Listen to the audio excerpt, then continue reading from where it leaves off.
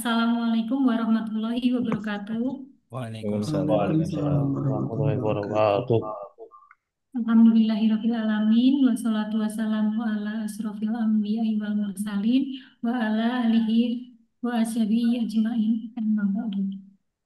Puji syukur alhamdulillah kita panjatkan kehadirat Allah Subhanahu wa taala atas limpahan rahmat hidayahnya serta karunia-Nya kepada kita semua sehingga kita masih bisa diberi nikmat sehat dan kesempatan untuk mengikuti acara webinar series ke-52 kajian Al-Islam dan Kemuhammadiyahan pada hari ini tanggal 25 Oktober 2025 Masehi yang bertepatan dengan 3 Jumadil Awal 1447 Hijriah. Salawat serta salam semoga tercurah limpahkan pada beliau Nabi Muhammad SAW dan semoga kita selaku umatnya mendapatkan syafaat beliau di hari akhir kelak. Amin. Yang terhormat Ketua PPH UMS Dr. Andes Kiai Haji Marpuji Ali MSI beserta jajarannya, yang terhormat Rektor Universitas Muhammadiyah Surakarta Profesor Dr. Harun Joko Prayitno MHum beserta jajarannya, yang terhormat narasumber webinar series kajian AIK Ustazah Dr. Atiatul Ulia MAG, dan Bapak Ibu dosen teknik peserta kajian Al-Islam Kemuhammadiyahan yang dirahmati Allah Subhanahu wa taala. Bapak Ibu hadirin sekalian, untuk mengawali kajian pada pagi hari ini, marilah kita buka dengan bacaan basmalah bersama-sama.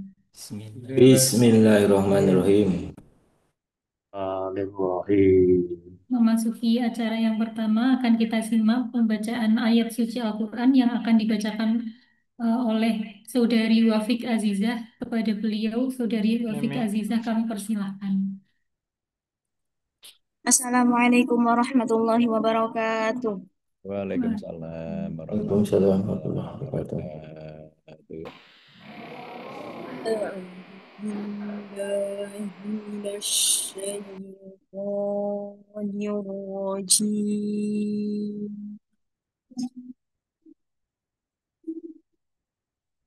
بسم الله الرحمن الرحيم.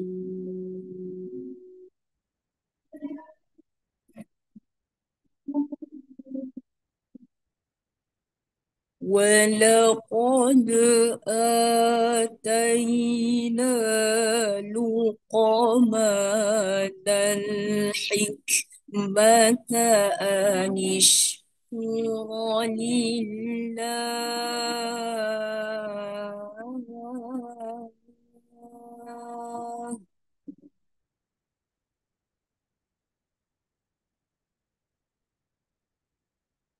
ومن يشكر فإنما يشكر لنفسه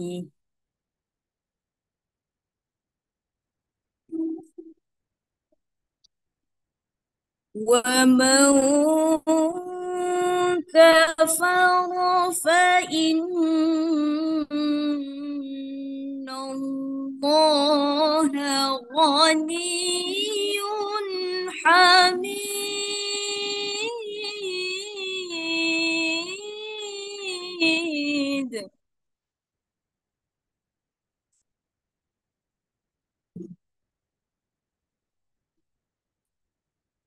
وإذ قال لقمان لبنيه وهو يعظه يا بني لا تشرك بالله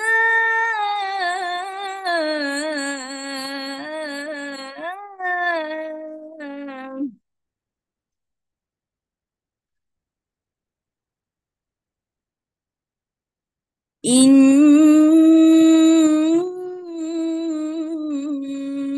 الشرك لظلم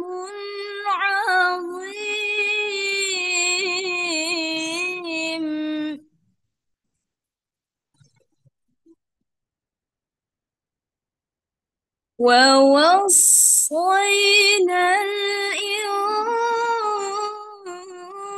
الإنسان بوالديه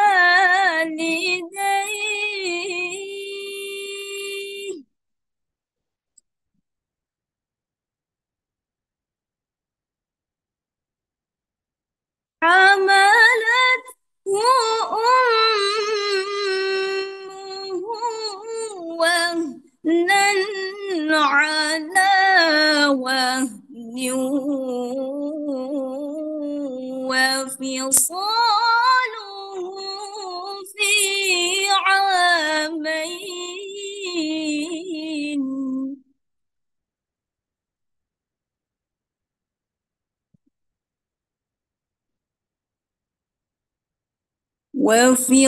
وفصاله في عامين أن اشكر لي ولوالديك إلي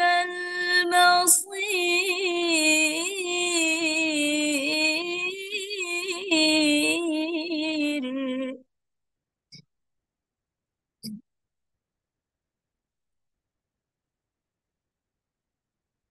وإن جاهداك على أن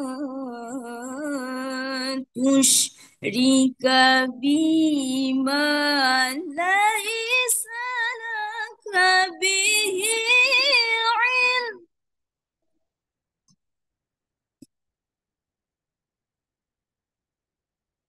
ما ليس لك به علم فلا تطعهما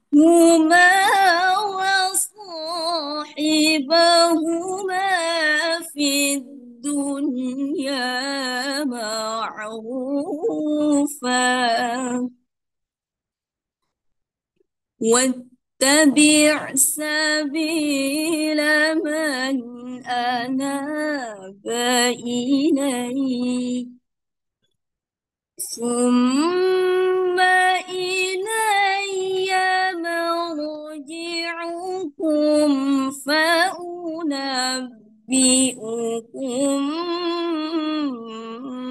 بما كنتم تعملون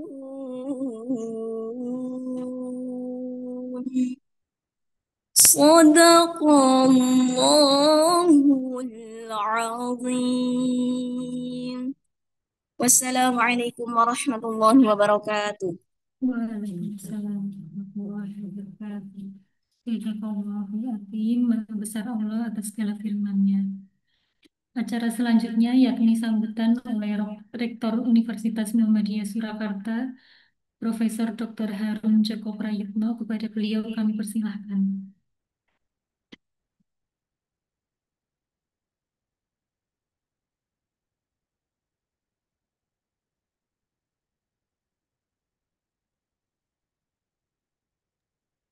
Tas, ya. Mohon maaf agak delay sedikit karena di sistem sentralnya di lock ya.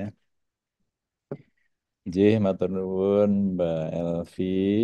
Kita meneruskan. Bismillahirrahmanirrahim.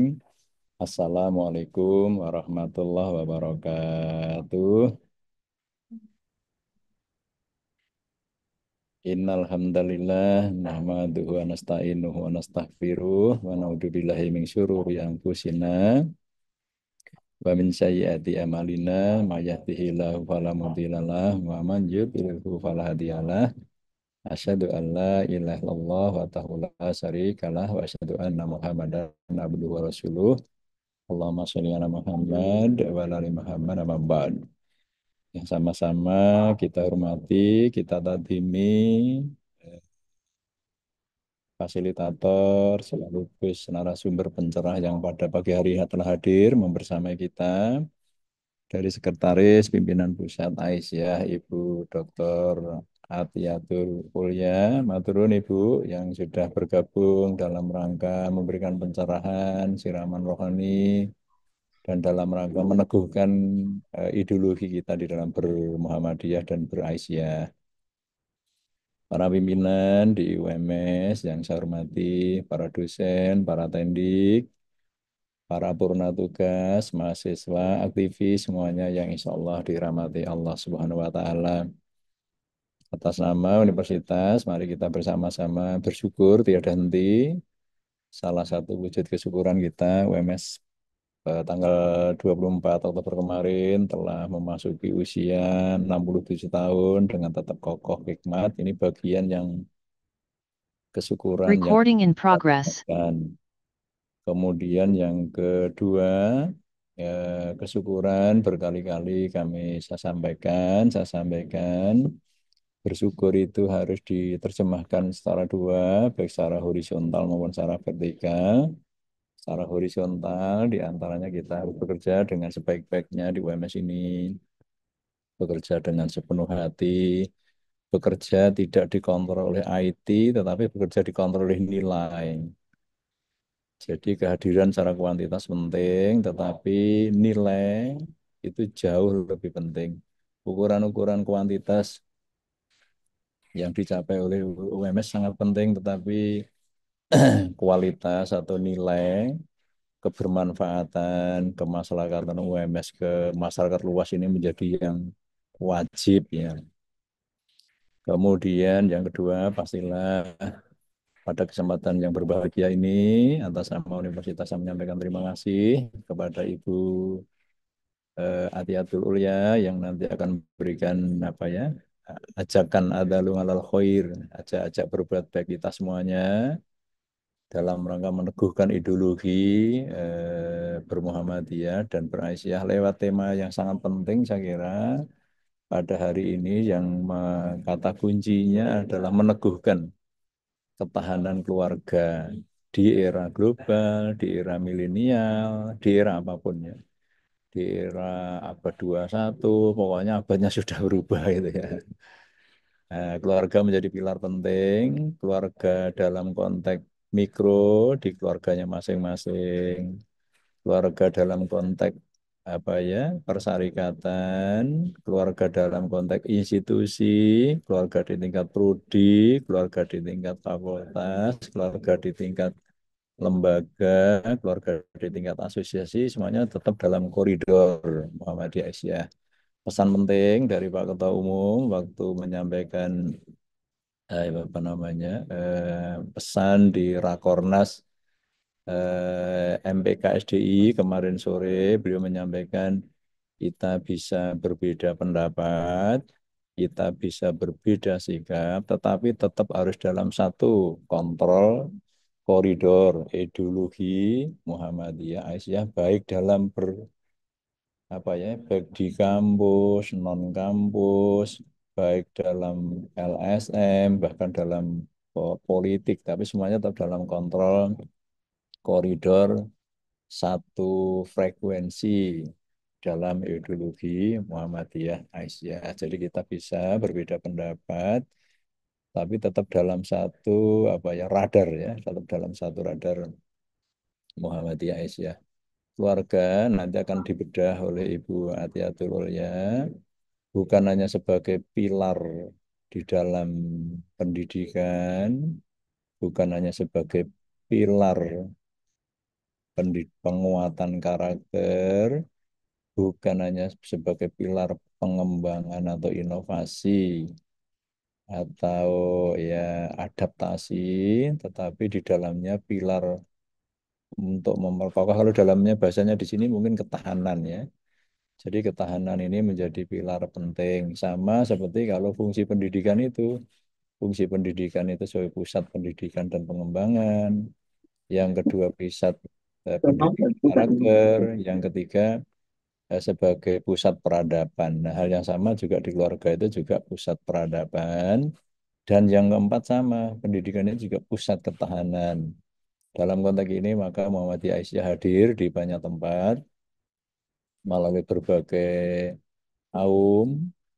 Salah satu prosesnya saat ini adalah menghadirkan pendidikan dasar, tinggi, menengah sejak dari Sabang sampai Merauke. Itu bagian dari keluarga besar Muhammadiyah Aisyah dalam konteks ketahanan di era global atau di era computing atau di era apapun. Terus sekali lagi, mari kita ikuti secara cermat, secara sesama pada pagi hari ini. Matur nuwun, Ibu Ustadzah Dr. Atiatul Ulya, Mbah Nuwun, ya. Salam hormat kagem Ibu Ketua kemarin rawuh di Solo dan teman-teman semuanya. Mari kita ikuti secara seksama dan cermat bagian dari apa ya, holistik transendensi, humanisasi dan bagian dari liberasi, humanisasi dan transendensi. Nah, kita berharap pertemuan pada hari ini menyentuh yang kedua, humanisasi dan yang transendensi. Jadi yang kita ikuti hari ini adalah dalam konteks ittaqillahait summa kunta, ya. Dan dalam konteks dampak UMS ini harus mampu memberikan pemartabatan, ya, harus mampu memberikan menebarkan kebaikan untuk umat dan masyarakat luas.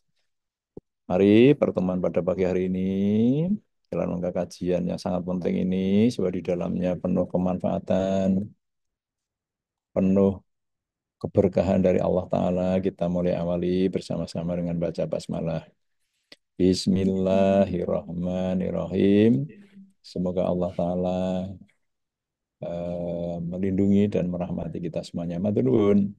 Nasru minallah wa dun qarib.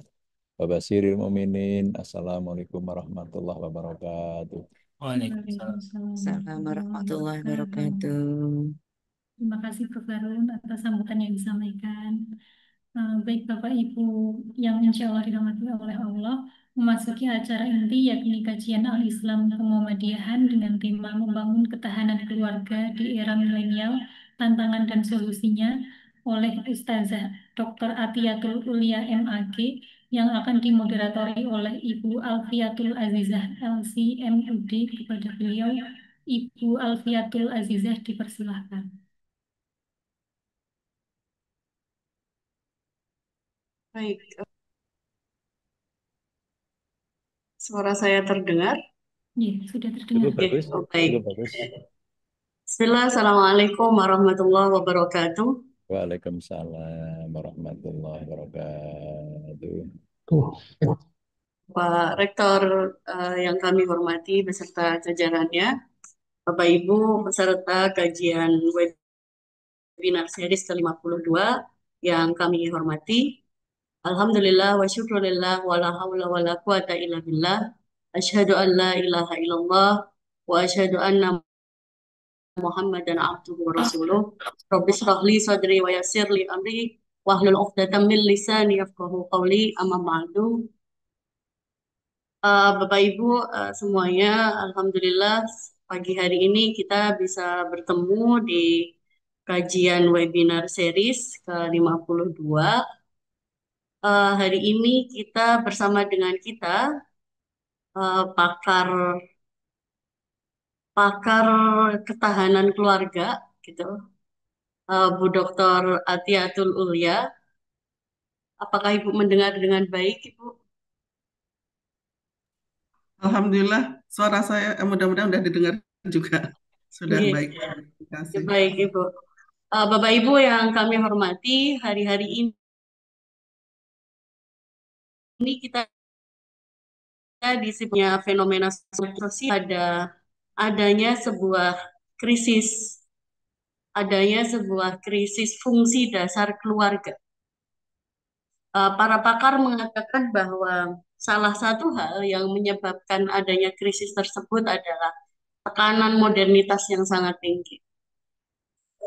Kami kemarin baru saja melakukan penelitian, ada di salah satu daerah di sekitar kampus Universitas Muhammadiyah Surakarta, ada lonjakan angka perceraian yang kami dapatkan dari Badan Statistik Nasional terkait dengan banyaknya ajuan gugat cerai dari istri gitu yang itu perbandingannya dengan talak cerai itu sekitar 1:12. Ini adalah satu fenomena yang menurut kita semuanya adalah fenomena yang cukup mengerikan. Adanya sebuah krisis identitas atau adanya sebuah penurunan fungsi tatanan keluarga di dalam masyarakat kita. Sehingga ini perlu kita segera sikapi, saya kira. Maka hari ini kita menyambut baik apa yang dipersiapkan oleh teman-teman yang di LPPIK.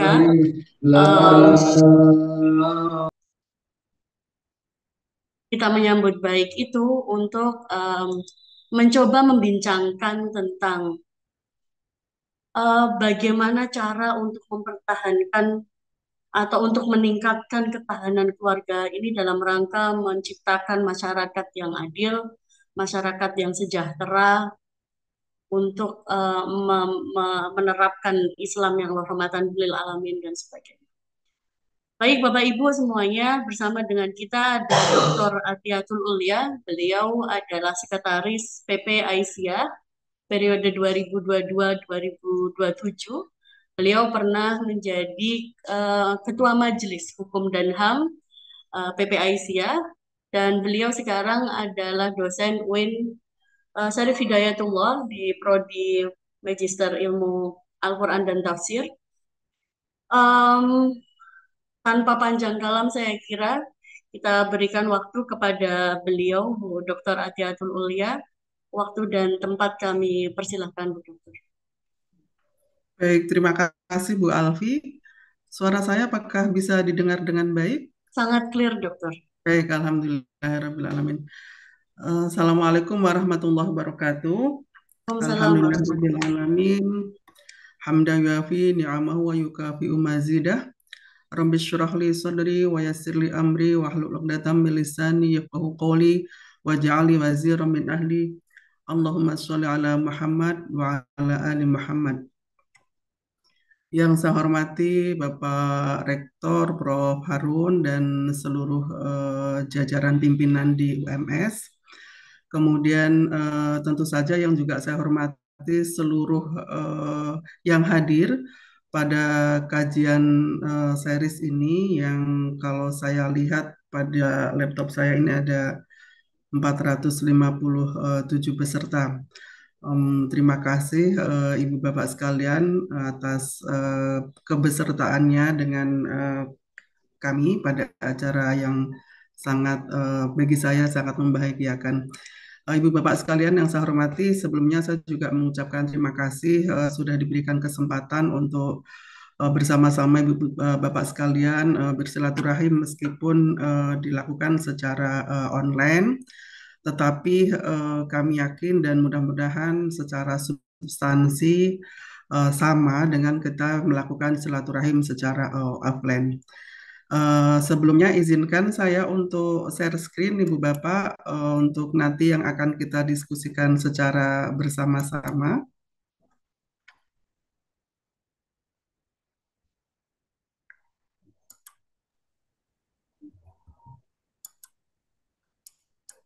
Sebentar.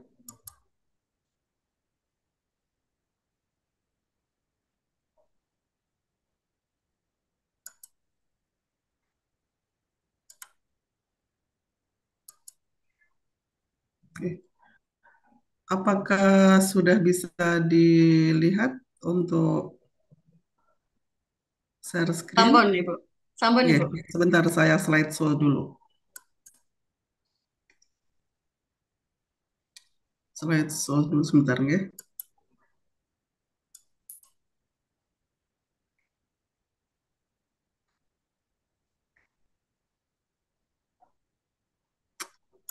Kok nggak kelihatan malah.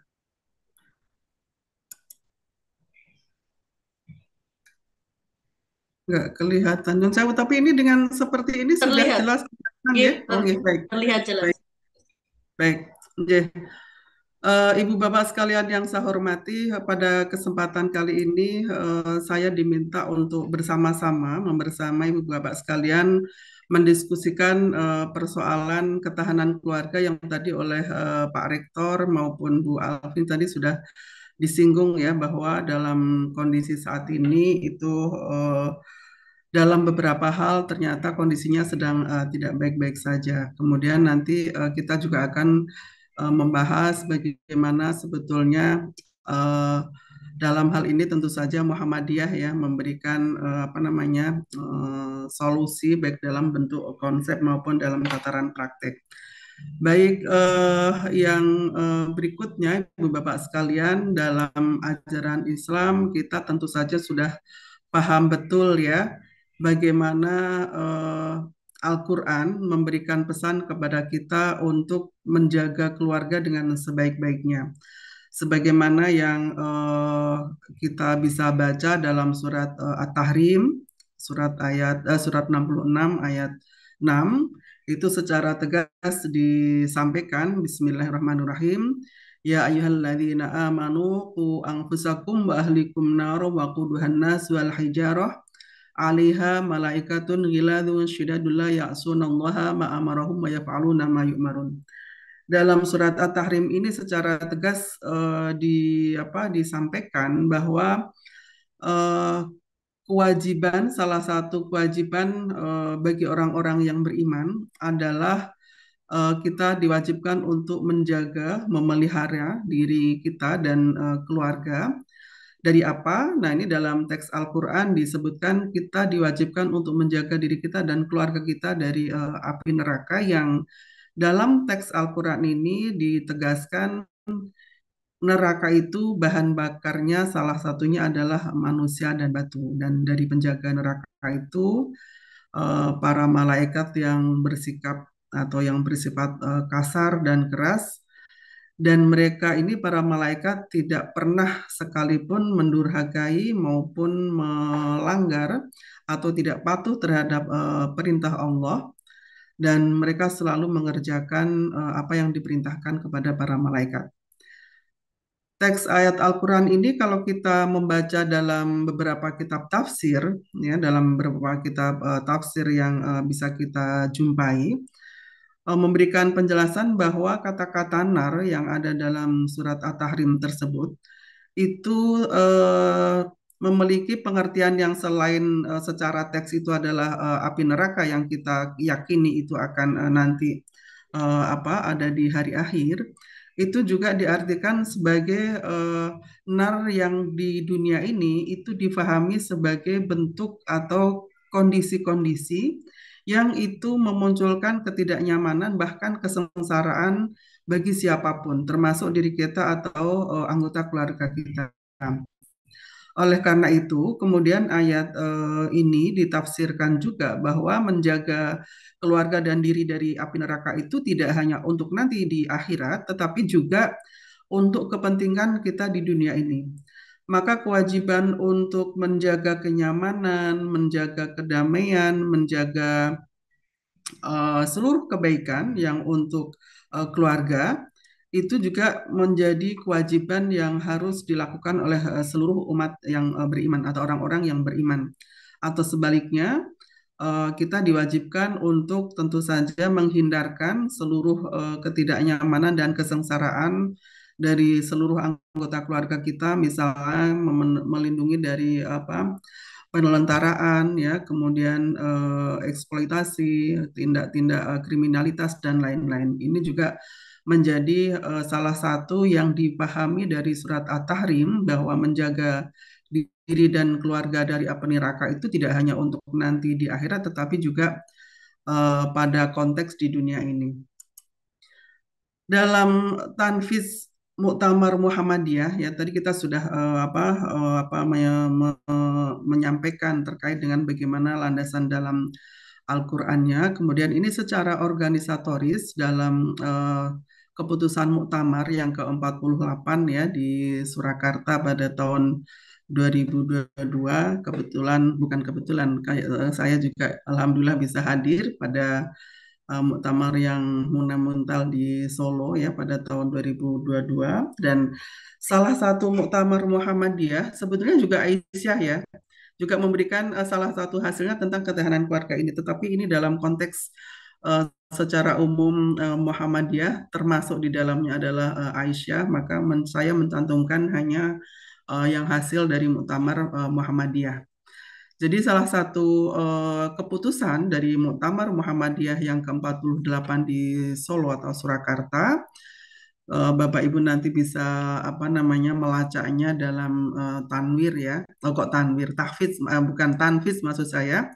Tanfiz atau keputusan dari muktamar ini itu di halaman 103 dijelaskan bahwa memperkuat ketahanan keluarga itu menjadi salah satu isu strategis kebangsaan yang harus diperhatikan. Jadi secara organisatoris kita juga memiliki landasan yang kuat ketika persoalan ketahanan keluarga ini menjadi perhatian atau persoalan yang juga harus menjadi pencermatan bersama-sama.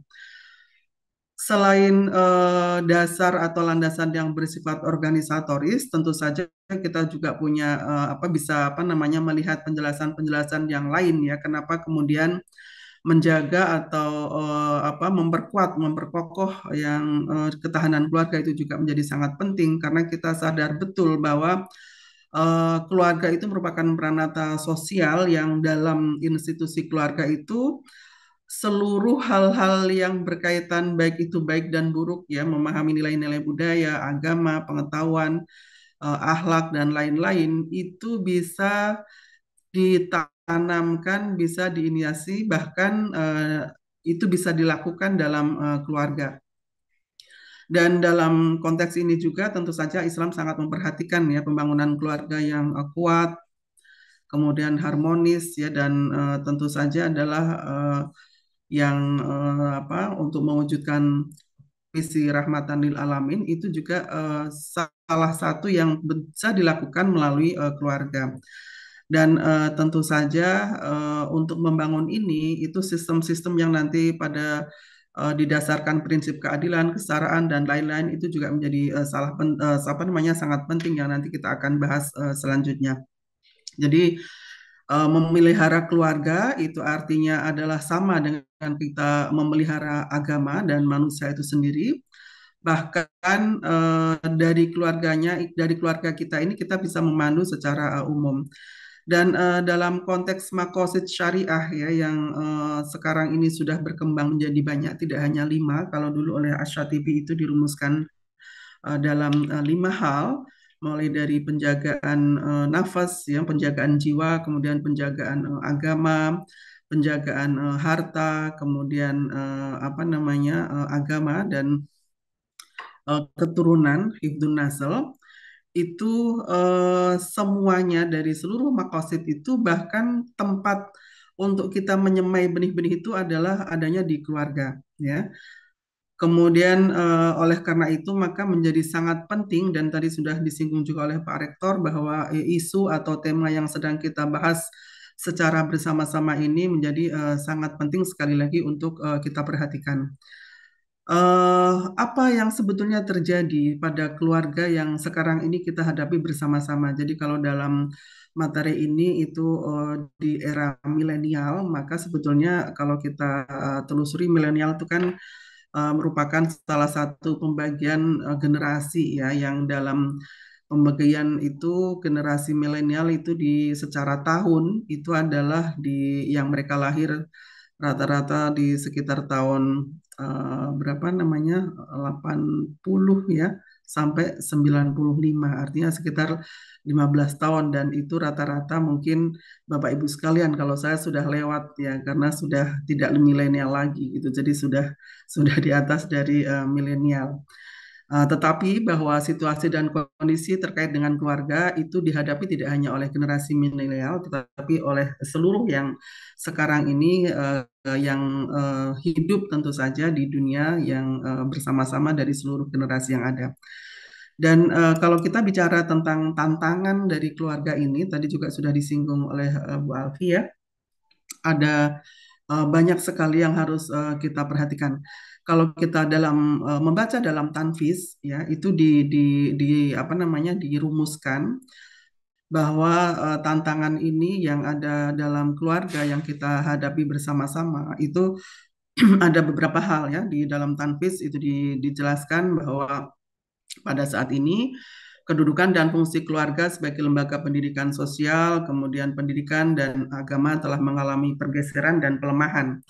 Nah, gejala-gejala yang bisa kita lihat dari kondisi yang tadi sudah saya sampaikan adalah bahwa eh, sekarang ini banyak kita melihat masyarakat yang memilih tidak berkeluarga, ya. Kemudian dari berbagai macam faktor, itu juga keluarga yang dulu secara umum itu lebih diartikan sebagai extended family, tetapi sekarang ini kecenderungannya adalah menjadi nuclear family, ya, dan angka perceraian juga meningkat. Kemudian ini khususnya di kalangan keluarga generasi milenial, ya, tetapi bukan berarti yang di tidak milenial tidak terjadi, sama saja. Kemudian juga kekerasan dalam rumah tangga juga kita lihat semakin tinggi, dan persoalan-persoalan yang lain, persoalan pernikahan dini usia anak dan lain-lain itu juga semakin tinggi. Nah, mari kita coba untuk melihat satu persatu dari tantangan yang dicantumkan dalam tanfits, ya. Yang pertama, misalnya tadi tentang persoalan pernikahan, ya. Kalau kita lihat kecenderungan sekarang bahwa tadi itu banyak sekarang ini kita melihat orang-orang yang mengambil keputusan untuk tidak menikah, ya, dan ini kemudian berdampak, atau kalau tidak menikah itu banyak juga yang mereka menunda pernikahan. Nah, ini tentu saja berdampak bahwa angka pernikahan yang ada di negara kita ini itu semakin tahun semakin mengalami penurunan. Ya, ini beberapa data yang nanti coba kita bisa cermati bersama-sama.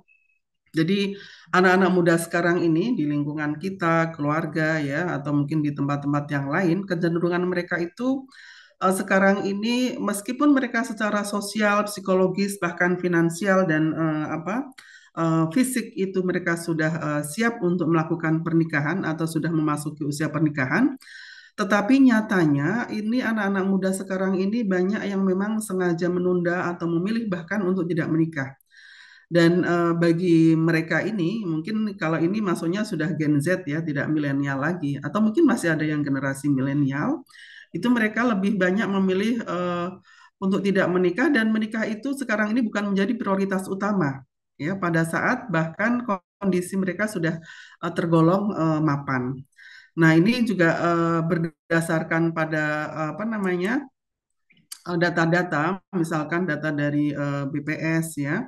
Ini angka pernikahan di Indonesia mengalami penurunan yang cukup signifikan, ya, mulai dari tahun 2018 sampai 2023, dan di tahun 2024 lalu, kalau sekarang masih belum ada, ya, di 2025 maksudnya penghimpunan data ini.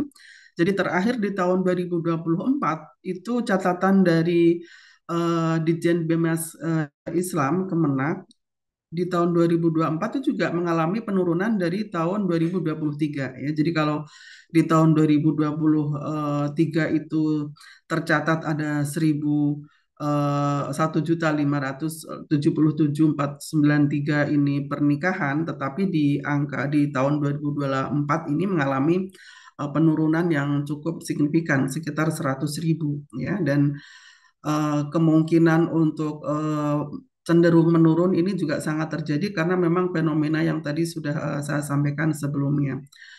Kemudian persoalan yang lain juga yang ini menjadi tantangan juga di institusi keluarga itu adalah prevalensi tentang perempuan yang memilih untuk tidak memiliki anak, ya. Jadi ini juga kecenderungannya semakin meningkat. Jadi pada data Susenas itu juga tercatat semakin banyak perempuan-perempuan sekarang ini yang mereka memilih untuk tidak memiliki anak, bukan karena memang tidak bisa melahirkan, tetapi karena berbagai hal alasannya yang mereka sampaikan, mulai dari khawatir tidak bisa merawat dengan baik, khawatir tidak bisa memberikan perhatian dan pendidikan secara baik dan lain-lain, sehingga kemudian mereka memberikan pilihan atau memutuskan untuk tidak menikah. Dan sekali lagi kecenderungan ini juga semakin meningkat ya. Jadi dalam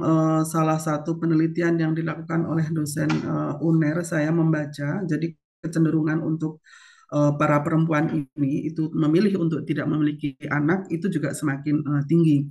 Dan ini kemudian menjadi salah satu kekhawatiran terutama nanti dalam demografi di Indonesia ini. Jadi kalau ini bisa nanti semakin meningkat, semakin tahun banyak perempuan-perempuan yang memilih, yang memutuskan untuk tidak punya anak, maka nanti khawatirnya demografi di Indonesia ini menjadi menjadi terbalik ya. Artinya bahwa pada masa-masa yang akan datang ini penduduk di Indonesia itu lebih banyaknya adalah mereka kelompok lansia dibandingkan dengan generasi-generasi yang muda. Dan ini juga kita bisa lihat misalnya ketika penerimaan anak-anak didik murid baru, itu kalau kita membaca banyak tempat itu mereka tidak memperoleh murid SD ya. Ada yang cuma memperoleh murid barunya itu 5, bahkan ada yang tidak punya murid baru sama sekali. Setidaknya ini juga mencerminkan bahwa pada saat ini penduduk Indonesia ya untuk yang anak-anak itu juga kalau kita lihat indikasi dari tadi susah untuk mencari murid SD, bisa jadi itu mungkin juga salah satu faktornya ini adalah child free ini. Meskipun ada yang membuat analisis bahwa ini katanya adalah salah satu dampak dari berhasilnya program keluarga berencana yang dicanangkan oleh pemerintah kita ya. Itu beberapa analisis, tapi bahwa faktanya demografi atau struktur penduduk Indonesia ini semakin lama ternyata yang lebih banyak itu adalah kelompok lansia. Dan ini tentu saja nanti dalam beberapa hal itu juga akan membawa dampak sosial yang tersendiri.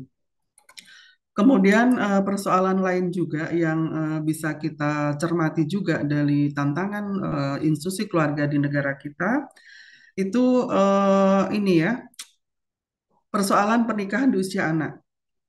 Jadi di beberapa tempat ya, mungkin ini yang juga hampir merata di seluruh provinsi negara kita ini, kecenderungan untuk pernikahan atau mereka yang melakukan pernikahan di usia anak ini semakin meningkat. Dan kemarin saya membaca itu dari, saya nggak tahu ini validitasnya ya, data dari Australia itu pernikahan yang terjadi di usia anak itu ternyata banyak sekali, tetapi yang tercatat itu hanya tidak sampai ke 50%-nya. Ya, artinya bahwa angka pernikahan di usia anak itu faktanya tinggi, tetapi yang tercatat dalam pernikahan itu ternyata tidak sebanding dengan apa yang terjadi di fenomenanya itu, yang di faktualnya. Nah, ini juga nanti mungkin bisa kita lihat karena di negara kita dengan adanya revisi Undang-Undang Pernikahan tahun 74 itu usia pernikahan ada perubahan yang dulunya di usia 16 tahun untuk perempuan dan 19 tahun untuk laki-laki, itu dengan adanya revisi sekarang ini bagi laki-laki maupun perempuan yang akan menikah itu mereka harus sudah usianya adalah 19 tahun. Tetapi faktanya bahwa kemudian sekarang ini ternyata banyak sekali anak-anak yang belum usia 19 tahun mereka sudah mengajukan untuk pernikahan. Dan ini kemudian diberikan ruang dalam di sistem peraturan di negara kita itu mereka diberikan ruang untuk bisa mengajukan dispensasi usia pernikahan ya di pengadilan agama. Dan kecenderungannya ini juga semakin menaik. Dan menjadi dilema bagi para hakim di pengadilan agama bahwa di satu sisi ketika mereka menerima dispensasi atau ajuan-ajuan untuk mengajukan nikah di bawah usia 19 tahun, itu mereka khawatir terkena dengan undang-undang nanti melakukan pernikahan di usia anak ya. Ada aturan tersendiri. Dan di sisi yang lain, yang sebagian besar dari mereka yang mengajukan untuk dispensasi usia pernikahan ini paling banyak alasannya adalah karena mereka sudah hamil duluan sebelum menikah. Nah, ini kemudian nanti kalau kita kaitkan dengan data dari Australia tadi, kenapa kemudian fakta menikah anak itu sangat tinggi tetapi yang tercatat hanya sedikit. Ini di beberapa kasus, misalnya di Jawa Timur itu ada laporan ya karena mereka ada apa namanya persoalan di satu sisi itu kalau tidak dikabulkan mereka kondisinya sudah menikah, kemudian tetapi kalau dikabulkan ternyata nanti khawatir untuk melanggar undang-undang perlindungan anak gitu. Maka masyarakat ini yang seperti ini itu kecenderungannya adalah mereka kemudian melakukan pernikahan tanpa tercatat di kantor urusan agama. Ya, ketika mereka tidak memperoleh, tidak dikabulkan pengajuan dispensasi pernikahannya itu. Dan ini nanti tentu saja akan membawa dampak yang sangat luar biasa juga. Ketika pernikahan-pernikahan itu tidak dicatatkan, apalagi oleh mereka yang masih usia di bawah 19 tahun, itu kerentanan-kerentanan yang sangat terjadi, yang akan terjadi itu sangat luar biasa. Maka nanti kita juga akan bisa melihat kenapa kemudian definisi pernikahan dalam majelis tarjih itu salah satu kata kuncinya adalah dia harus dicatatkan dalam kantor urusan agama. Jadi ini persoalan-persoalan yang kita hadapi di masyarakat kita saat ini ya. Jadi pernikahan di usia anak semakin tinggi, ini salah satunya dilihat dari pengajuan dari untuk dispensasi di usia nikah ya. Jadi ini semakin banyak, dan dari beberapa data yang diperoleh itu penyebab yang paling tinggi mereka karena kondisinya sudah hamil sebelum mereka menikah. Meskipun ada faktor-faktor yang lain, misalnya faktor ekonomi dan lain-lain, tetapi yang paling tinggi di antara faktor itu adalah karena kehamilan itu. Kemudian persoalan yang lain juga Ibu Bapak sekalian yang kita hadapi di institusi keluarga kita adalah persoalan kekerasan dalam rumah tangga. Ya, ini juga kecenderungannya semakin meningkat kalau kita membaca pada catatan tahunan yang dikeluarkan oleh Komnas Perempuan di tahun 2024 itu juga mengalami peningkatan yang cukup signifikan, ada 14% kenaikan dari kekerasan yang terjadi, dan ini paling banyak itu terjadi di ranah domestik. Artinya itu bisa kita artikan bahwa kekerasan itu bisa terjadi yang paling banyak adalah di keluarga-keluarga kita, di rumah-rumah kita. Ini dari tahun ke tahun kecenderungannya juga semakin banyak, dan yang banyak menjadi korban, meskipun kita tidak menafikan bahwa ada juga yang menjadi korbannya adalah suami. Kemarin saya membaca di Detik.com itu di Jakarta Barat ada seorang istri yang mohon maaf itu memotong alat kelamin suaminya gitu ya sampai kemudian berakibat meninggal. Ini ada, kita tidak menafikan itu bahwa kekerasan juga dilakukan oleh istri, tetapi bahwa yang paling banyak yang terjadi yang menjadi korban ini adalah para istri. Dan ini nanti juga akan berkorelasi pada salah satu penyebab dari tingginya angka perceraian, karena yang paling tinggi dari data-data perceraian yang kenapa mereka melakukan baik itu mengajukan talak atau gugat cerai, itu yang paling tinggi adalah persoalan konflik dalam keluarga. Dan konflik ini salah satunya nanti akan dipicu oleh persoalan-persoalan kekerasan, baik itu dalam bentuk verbal, kemudian fisik maupun psikologis. Itu juga menjadi faktor pemicu dari tingginya angka perceraian yang ada di negara kita. Ini sekali lagi data yang saya ambil dari catatan tahunan dari Komnas Perempuan terkait dengan tindak kekerasan dalam rumah tangga maupun kekerasan secara umum, baik itu di ranah publik maupun domestik. Kemudian yang berikutnya, Ibu Bapak sekalian, ini tadi tentang angka perceraian ya, perceraian yang tadi juga saya berulang-ulang menyinggung ini semakin tinggi, dan tadi Bu Wadek menjelaskan yang paling banyak itu sekarang ternyata tidak pengajuan talak tetapi gugat cerai, yang artinya bahwa yang mengajukan perceraian itu dari pihak istri. Ya, jadi dari data-data itu tidak hanya tadi di Jawa Tengah saja, Bu, tetapi ini secara umum seperti itu. Jadi perceraian-perceraian yang diajukan itu sekarang ini trennya yang paling banyak mengajukan untuk cerai ini adalah apa namanya istri ya dibandingkan dari pihak suami. Dan berdasarkan masih juga dari data statistik ya tahun 2023 dan seterusnya, ini kecenderungannya meningkat. Pada tahun 2023 ya pada tahun itu ada yang mengatakan sudah melandai ya sudah melandai. Tetapi nanti juga ada analisis juga melandainya ini karena mereka memang apa namanya melakukan perceraiannya itu di pengadilan agama sehingga kemudian tercatat atau tidak. Karena faktanya juga banyak yang mereka tidak melakukan pencatatan perceraian ini dalam kantor urusan agama. Itu juga banyak terjadi. Apalagi kalau nanti pernikahan itu dilakukan secara siri ya, yang artinya mereka tidak melakukan pencatatan di kantor urusan agama sehingga perceraian itu mudah aja dilakukan oleh mereka tanpa harus kemudian melalui pengadilan agama. Ini juga fakta-fakta yang kita hadapi. Jadi angka-angka ini sekali lagi menjadi bentuk salah satu yang harus kita perhatikan dan menjadi keprihatinan kita bersama. Kemudian yang berikutnya Ibu Bapak sekalian yang juga menjadi perhatian kita bersama, ini ada kecenderungan fakta yang di masyarakat juga kita lihat secara bersama-sama sekarang ini bahwa terjadi yang namanya suicide atau apa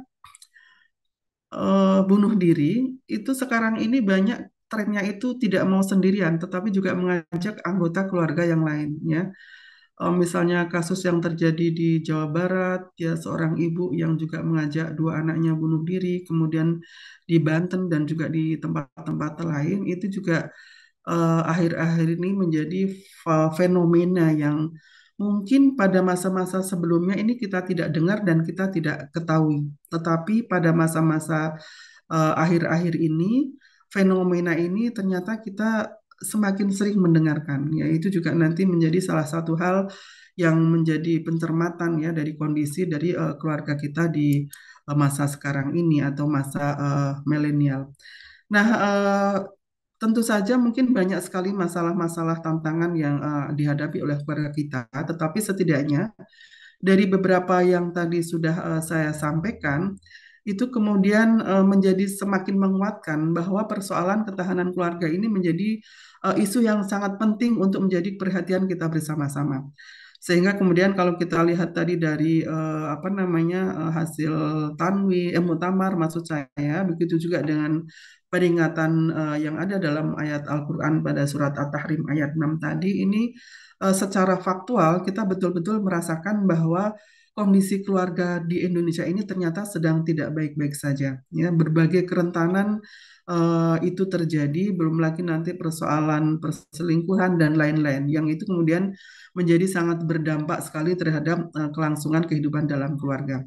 Nah, kalau kemudian kondisi keluarga seperti yang kita ketahui bersama tadi, tentunya akan sangat sulit ya diharapkan keluarga sebagai institusi yang paling kecil dalam masyarakat itu kemudian bisa melaksanakan fungsinya secara baik. Apalagi kalau kita lihat tadi di awal bahwa bahkan dalam pemenuhan maqasid syariah ya itu adanya di keluarga. Tetapi kalau kondisinya seperti yang tadi sudah saya sampaikan sebelumnya, maka akan kemungkinan besar fungsi-fungsi yang harusnya itu dilakukan oleh keluarga itu menjadi sangat rentan. Maka yang kita lihat sekarang ini adalah banyak sekali kalau kita melihat membaca baik itu di media sosial ya atau di apa namanya di informasi dari media-media yang lain itu hampir informasi atau berita-berita yang kita dengar itu lebih banyak berita-berita yang memprihatinkan yang membuat kita miris dibandingkan dengan berita-berita yang membahagiakan untuk kita semuanya. Banyak sekali sekarang ini orang yang dengan begitu gampangnya itu mereka membunuh. Bahkan hanya, maksud saya bukan hanya ya, tetapi bahwa dari ketersinggungan-ketersinggungan yang mungkin itu bagi banyak orang itu dianggap cenderung sepele, tetapi bahwa itu kemudian bisa berdampak pada akibat perbuatan pembunuhan gitu. Begitu juga dengan persoalan-persoalan yang lain yang kita sekarang ini hadapi bersama. Lalu bagaimana kemudian dengan Muhammadiyah mensikapi ini, ya? Sebetulnya kalau kita bicara tentang keluarga di Muhammadiyah maupun Aisyah, ini kan sudah menjadi perhatian organisasi kita ini yang itu menjadi sudah lama, ya, dan secara formal kebijakan itu sudah dibahas, ya, pada Tanwir Majelis Tarjih yang ke-28 tahun 2014 di Palembang. Eh, Kebetulan saya ikut pada, bukan Tanwir, kok jadi lupa bilang Tanwir, Munas, ya, Mas Sarah, Munas Tarjih. Kalau Majelis Tarjih itu kan Tanwir Tarwin Muhammadiyah Aisyah.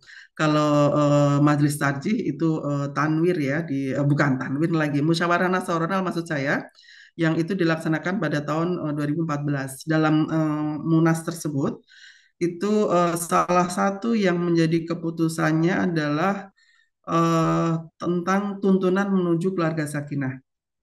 Jadi sekali lagi, Muhammadiyah tentu saja juga dengan Aisyah, karena perumusan tuntunan menuju keluarga sakinah ini merupakan kerjasama antara Aisyah dengan Majelis Tarjih, ya, yang itu kemudian dibahas pada Munas yang ke-28 di Palembang pada tahun 2014. Dan dalam tuntunan menuju keluarga sakinah ini yang sekarang ini juga sudah bisa Ibu Bapak dapatkan baik secara cetak maupun secara e-book, ya, tentang tuntunan keluarga sakinah yang dikeluarkan oleh Majelis Tarjih ini, memberikan penjelasan tentang keluarga itu adalah seisi rumahnya. Jadi tadi kalau Pak Rektor menggambarkan keluarga tidak hanya keluarga yang ada di rumah, tetapi juga di kampus, yang nanti lebih luas lagi di masyarakat dan seterusnya. Maka ini secara institusi, Majelis Tarjih itu mendefinisikan keluarga itu adalah seisi rumah, yang itu terdiri dari orang tua, kemudian bisa orang tua ini dengan anak maupun tidak, ya, kemudian sanak saudara, termasuk juga kaum kerabat, dan ini kaum yang ada di seisi rumah yang berada dalam satu naungan. Nah, kalau kita perhatikan rumusan tentang definisi keluarga yang diambil oleh Majelis Tarjih ini adalah bersifat extended family, ya, yang tetapi sekarang fenomena yang kita lihat, kecenderungan keluarga sekarang ini lebih banyak kepada nuclear family daripada extended family, ya. Kemudian pada pembahasan berikutnya, keluarga sakinah yang dirumuskan dalam tuntunan menuju keluarga sakinah dalam putusan tarjih, tadi juga sudah saya singgung. Jadi keluarga itu akan sakinah menurut tarjih kalau keluarga yang dibentuk itu berdasarkan pada atas tentu saja perkawinan yang sah dan dia tercatat di kantor urusan agama. Ya, jadi ini menjadi titik penting yang harus diperhatikan, bahwa keluarga itu akan bisa membentuk keluarga yang sakinah ketika pernikahan itu dicatatkan di kantor urusan agama. Kenapa Ibu Bapak sekalian? Karena juga secara faktual atau fenomena yang terjadi, kita melihat sekarang ini di masyarakat kita ada yang namanya pernikahan siri, yaitu pernikahan-pernikahan yang dilakukan tanpa dicatatkan di kantor urusan agama. Bahkan pengalaman kemarin kami dari Aisyah ketika melakukan penguatan paralegal di Jambi, di Provinsi Jambi, itu Ibu Bapak di masyarakat Jambi itu familiar sekali selebaran-sebelaran yang di situ merupakan iklan-iklan untuk melakukan pernikahan siri. Dan yang menjadi slogan-slogan dalam iklan itu membuat kita miris gitu. Karena gini, apakah Anda ingin menikah tanpa diketahui keluarga? Apakah Anda ingin menikah tanpa harus diketahui oleh masyarakat umum dan lain-lain? Maka solusinya adalah kami melayani jasa pernikahan siri. Itu seperti itu, dan sangat mungkin terjadi. Itu tidak hanya terjadi di Jambi, tetapi di tempat-tempat yang lain. Dan ini flyer-flyer maupun iklan-iklan seperti itu ternyata tidak hanya dalam selebaran-selebaran, tetapi juga sudah ada dalam apa namanya internet gitu. Kita bisa menemukan itu. Dan kemarin kami dikirimin dari teman-teman yang sedang di Jambi melakukan sama ketahanan keluarga ini. Ini salah satu yang dihadapi sehingga pernikahan yang tidak tercatat di Jambi itu juga cukup mengkhawatirkan ya, dan dampaknya sangat luar biasa. Salah satu kasus yang kami kemarin temukan, maksudnya Aisyah di Jambi, adalah salah satunya misalnya ketika ada salah seorang istri ya yang dia mengalami KDRT dan bahkan apa namanya mengalami penipuan karena eh, pernikahan dia dengan suaminya itu dilakukan secara siri, dan ternyata tanpa dia ketahui suaminya ini memiliki hutang yang sangat banyak dan itu tidak diketahui oleh istrinya, dan kemudian suaminya ini lari menceraikan, meninggalkan begitu saja tanpa babi bu apa-apa. Dan yang menjadi miris adalah kemudian hutang-hutang ini ditagihkan kepada istrinya. Sementara suaminya sudah tidak diketahui di apa namanya di keberadaannya, dan istri ini kemudian diteror oleh para debt collector itu harus membayar hutang-hutang yang ditanggung oleh yang dilakukan oleh suaminya. Dan ketika kemudian kami bantu mereka untuk melakukan tindakan hukum, mereka bahkan bukan mereka ya, salah satu korban ini untuk datang saja mereka tidak punya uang untuk ke ke kantor kepolisian ya untuk membuat BAP dan lain-lain gitu. Jadi kondisinya ini sangat memprihatinkan. Ini satu kasus dan itu sangat mungkin juga terjadi di tempat-tempat lain. Dan ketika dia cerita kenapa seperti itu, salah satunya adalah pernikahan yang dilakukan karena tidak dicatatkan dalam kantor urusan agama, sehingga suami itu secara lebih gampang ya untuk menelantarkan dari keluarganya ini. Nah, ini oleh karena itu sekali lagi dalam konteks ini keluarga sakinah,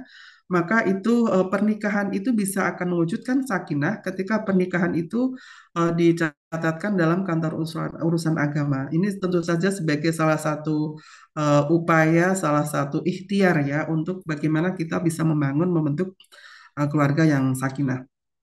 Selain itu juga Ibu Bapak sekalian, kalau pernikahan itu tidak tercatat di kantor urusan agama, kecenderungannya itu memang adalah kecenderungan untuk menutupi pernikahan. Dan ini tentu saja sangat bertentangan dengan anjuran Nabi Muhammad SAW yang dalam teks-teks hadis yang sangat familiar kita kenal, Nabi justru menyuruh untuk melakukan walimah sebagai bentuk dari syiar pernikahan. Dalam hadis Nabi mengatakan aulim balau bisyatin. Jadi walimahkanlah atau rayakan ya supaya nanti pernikahan itu diketahui oleh banyak orang. Nah, salah satu dari bentuk pernyataan pernikahannya supaya nanti itu bisa diketahui banyak orang dalam konteks ini, negara kita mengaturnya dengan pencatatan di kantor urusan agama gitu. Jadi kenapa kemudian sekali lagi definisi usia pernikahan yang sakinah adalah yang dicatat dalam kantor urusan agama. Kalau sudah ditutup-tutupi, ini terutama oleh istri itu akan selalu khawatir ya, khawatir diketahui orang, khawatir nanti belum lagi ditinggalkan oleh suaminya secara tiba-tiba karena dia tidak punya catatan dokumen yang resmi, belum lagi nanti dampak kepada putrinya. Mereka tidak punya dokumen resmi pernikahan, akan susah untuk membuat akte kelahiran, susah untuk mendaftarkan pendidikan dan lain-lain. Ini akan memiliki efek yang banyak terhadap persoalan pernikahan yang tidak tercatat. Oleh karena itu, maka sekali lagi definisi keluarga sakinah menurut Tarjih adalah yang dilakukan berdasarkan perkawinan yang sah dan tercatat di kantor urusan agama. Kemudian Ibu Bapak yang saya hormati, ini juga saya sampaikan beberapa dasar tadi kenapa dalam definisi Tarjih itu membuat definisi keluarga adalah yang extended family. Ini beberapa dasarnya, nanti Ibu Bapak bisa mencermati, membaca lebih lanjut di buku tadi ya. Tidak banyak mengulas tentang dasar-dasarnya dan akan saya teruskan kepada asas keluarga sakinah. Dalam buku tuntunan dari keluarga sakinah yang dikeluarkan oleh Tarjih tadi dijelaskan juga tentang asas-asas keluarga sakinah atau unsur-unsur atau hal-hal yang penting yang harus diperhatikan untuk membentuk keluarga yang sakinah. Yang pertama adalah asas tauhid ya, dan ini juga menjadi ketika di Muhammadiyah, Aisyah ini selalu menjadi dasar utama bahwa seluruh aktivitas, seluruh program yang dilakukan itu harus punya landasan secara tauhidnya. Dan ini tentu saja kalau kita mengacu pada ayat-ayat Al-Quran maupun hadis ya, persoalan apa namanya keluarga ini juga banyak dijelaskan dalam ayat-ayat Al-Quran, dan salah satu yang dipakai adalah persoalan apa namanya tauhid, bahwa dalam ajaran kita itu mengajarkan eh, nilai-nilai bagi laki-laki atau perempuan itu diciptakan dalam bentuk yang fi ahsani takwim. Jadi tidak ada bentuk makhluk selain manusia ini yang bentuknya adalah dalam yang paling baiknya fi ahsani takwim. Dan eh, apa namanya fi ahsani takwim, baik laki-laki maupun perempuan ini juga memiliki martabat yang sama di hadapan Allah. Jadi tidak ada pembedaan dalam ajaran Islam sebagaimana yang kita ketahui, pembedaan antara apakah dia laki-laki maupun perempuan yang secara substansi ya. Jadi perempuan dan laki-laki itu memiliki visi yang sama, apa ya? Visi dan apa namanya dari laki-laki dan perempuan sebagai manusia ini dalam ayat-ayat Al-Qur'an dikatakan bahwa manusia, baik laki-laki dan perempuan itu tentu saja memiliki visi dan fungsi sebagai seorang hamba. Jadi selain menjadi seorang hamba adalah juga menjadi seorang khalifah. Ya, ini ayat yang sering dipakai dan dikutip oleh Aisyah, ini An-Nahl ayat 97. Mana amila solihan min dzakarin aw untha wa huwa mu'minun falanuhyiyannahu hayatan thayyibah wa lanajziyannahum ajrahum bi ahsani ma kanu ya'malun. Jadi tidak ada pembedaan antara laki-laki dan perempuan. Siapapun yang melakukan kerja baik, amal baik, ya baik itu laki-laki maupun perempuan, dan dia beriman, maka Allah menjanjikan akan memberikan penghidupan yang baik dan akan diberikan imbalan yang paling baik sesuai dengan perbuatan atau pekerjaan yang mereka lakukan. Nah, ini yang kemudian menjadi salah satu dasar bahwa tidak ada pembedaan antara laki-laki dan perempuan. Ini dalam ajaran tauhid kita. Dan ini nanti konteksnya dalam rumah tangga, kalau ini kita pahami secara baik, maka antara suami dan istri itu tentu saja secara ideal tidak dibenarkan sama sekali kalau ada misalkan suami maupun istri yang saling merendahkan di antara mereka. Dan sekali lagi ini menjadi salah satu pemicu terjadinya konflik ketika misalnya suami atau istri memandang baik istri atau suami itu saling merendahkan. Dan ini Bapak Ibu sekalian di dunia faktual kita itu terjadi. Itu terjadi. Beberapa apa namanya yang misalnya seorang suami atau istri ya yang ke, saya dengar secara langsung, bahkan mereka menyampaikan apakah betul bahwa dirinya atau dalam hal ini adalah istri itu merupakan istri yang durhaka gitu, karena itu yang digelarkan oleh suaminya. Istri durhaka dianggap apa namanya banyak kata-kata yang itu muncul dari suaminya yang sangat-sangat merendahkan dan membuat istrinya itu sangat down sekali. Dan ini tentu saja pernyataan-pernyataan dari suami itu atau sebaliknya istri, banyak juga mungkin ya apa namanya kita jumpai istri yang menganggap rendah suaminya, dan ini salah satu pemicunya adalah adanya konsep pemahaman baik itu dari suami atau istri yang mungkin belum memahami secara baik bahwa laki-laki dan perempuan itu memiliki kedudukan yang sama, tugas yang sama sebagai seorang hamba dan sebagai seorang khalifah, sehingga tidak selayaknya untuk saling merendahkan, saling menjelekkan satu sama yang lain. Kemudian prinsip yang kedua yang itu juga menjadi dasar untuk membentukkan keluarga sakinah adalah kemisahannya. Ini dipahami, ini juga terkait dengan tadi prinsip tauhid bahwa kesamaan siapapun ya dalam keluarga ini mau kalau tadi definisi dalam tarjih itu keluarga adalah seisi rumah ya seisi rumah maka nanti ada kita mungkin ada yang membantu kita di rumah ada kerabat kita di rumah ya ada suami ada istri atau anak atau mungkin orang lain yang kita tanggung ada dalam rumah kita. Ketika prinsip karomah insaniyah ini tidak kita pegang kuat-kuat, maka kecenderungan yang terjadi juga nanti di faktualnya, yang terjadi di nyatanya, itu kecenderungan untuk saling merendahkan itu terjadi. Misalnya kita tidak menghormati yang membantu kita di rumah, ya atau ART kita, atau mungkin kita juga tidak menghargai kerabat-kerabat yang ada dalam di lingkungan rumah kita, itu akan mungkin terjadi ketika konsep bahwa Allah itu memuliakan yang namanya manusia.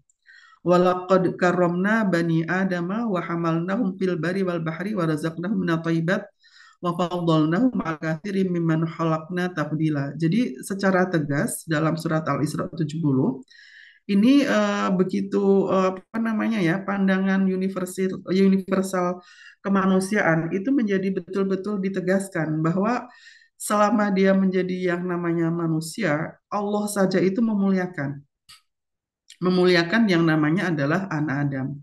Tidak peduli kepada status dan bahkan suku ras dan masing-masing, tetapi selama dia manusia, maka itu harus dimuliakan sebagaimana Allah memuliakan para Bani Adam.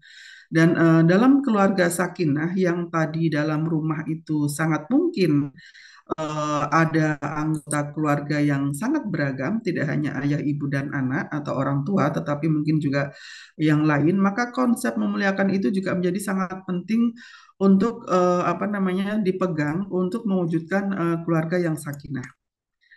Kemudian yang berikutnya, Ibu Bapak mohon maaf, Bu Moderator sampai jam berapa ya? Ini saya lihat sudah jam 5 menit lagi, Ibu.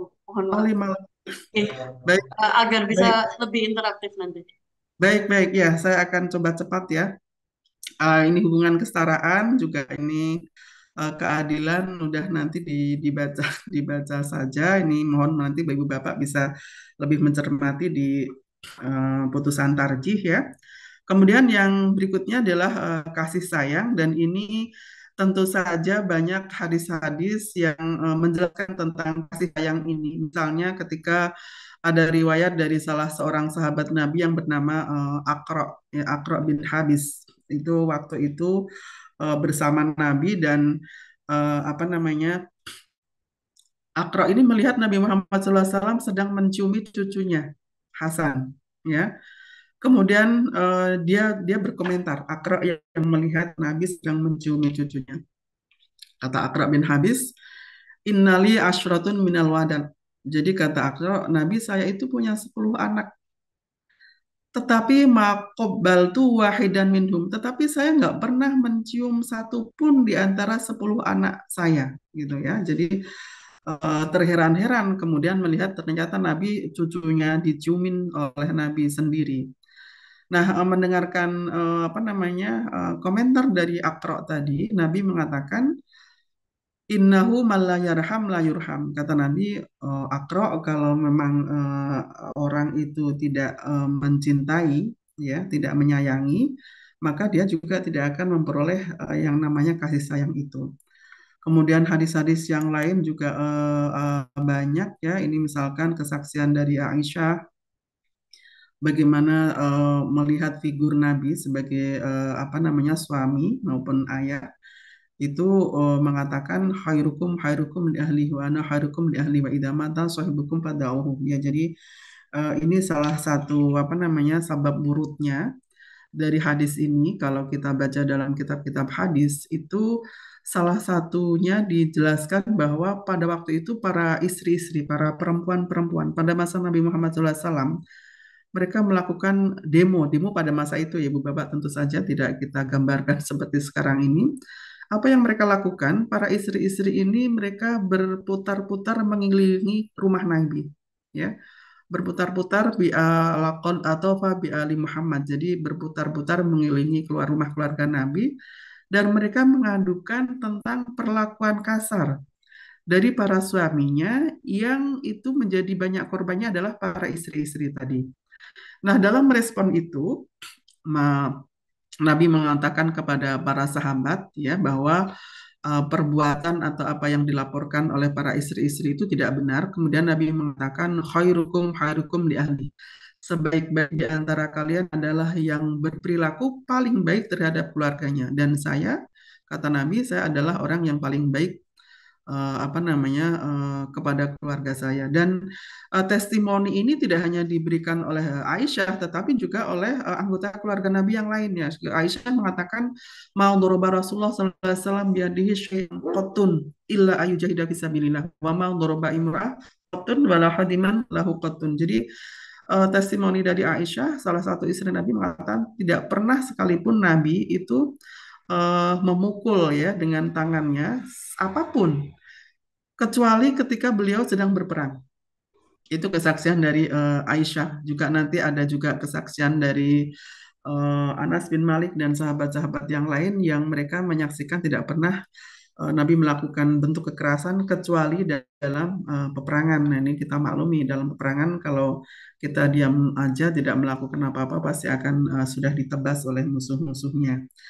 Nah, ini kemudian yang terakhir dari prinsip-prinsip keluarga sakinah adalah pemenuhan kebutuhan dasar. Dan ini pasti, Bu Bapak sekalian, dari 1, 2, 3, 4 tadi, ini pun juga tidak akan sakinah kalau pemenuhan dasarnya, kebutuhan-kebutuhan primernya tidak terpenuhi. Jadi oleh karena itu ini menjadi prinsip untuk membentuk keluarga sakinah. Kita tidak mungkin misalnya ketika anak-anak butuh bayar uang SPP, butuh beli kebutuhannya atau begitu juga istri, kemudian kita ceramahin dengan landasan tauhid, dengan landasan tadi karomah insaniyah dan lain-lain. Itu tidak mungkin kita bisa melakukan itu ya, tapi kemudian dengan cara memenuhi kebutuhan-kebutuhan dasar. Dan ini juga yang disampaikan oleh Nabi Muhammad SAW ketika ditanya salah seorang sahabat, apa hak dari istri-istri kami? Itu Nabi mengatakan bahwa ketika idza tu'imta, ya, jadi antun aimaha idza tu'imta, kalau kamu makan itu berarti istri kamu juga harus dipenuhi kebutuhan makannya. Kemudian kalau kamu berpakaian juga sama. Kemudian juga wala tadrib al wajah, jadi nggak boleh memukul ya, apalagi memukul di muka. Wala tuqobih, tidak boleh menjelek-jelekan. Wala tahjur, ya, tidak boleh menelantarkan dan lain-lain. Nah, ini Ibu Bapak sekalian, sekali lagi beberapa prinsip yang saya tidak mengambil semuanya ya, Ibu Bapak nanti bisa mempelajari lebih lanjut dalam keputusan tarjih. Dan terakhir ini dari salah satu mungkin nanti yang bisa didiskusikan ya, bagaimana kita kemudian secara konsep itu sudah memiliki yang cukup sangat wasatiyah ya dan berkemajuan, dan yang mungkin nanti menjadi PR kita bersama adalah selain bagaimana kita mensosialisasikan, karena faktanya meskipun ini sudah ada dalam putusan tarjih, tetapi mungkin hanya sekian persen dari warga Muhammadiyah Aisyah yang sudah membaca dan mengetahui dari putusan tarjih ini. Ya, begitu juga nanti pada problem-problem implementasi dalam mewujudkan keluarga sakinah dan lain-lain yang sekali lagi nanti bisa kita bahas lebih lanjut. Terima kasih, mohon maaf yang sebesar-besarnya. Ihdinas siratal mustaqim. Assalamualaikum warahmatullahi wabarakatuh. Waalaikumsalam warahmatullahi wabarakatuh. Matur nuwun Dr. Riyatul Ulia atas pencerahannya pada kita pagi hari ini. Saya kira banyak hal yang belum terbahas, tapi mari kita coba perdalam lagi di diskusi. Di kolom chat udah ada beberapa pertanyaan dan ada beberapa yang raise up. Kita coba dulu yang di pertanyaan yang ada di chat.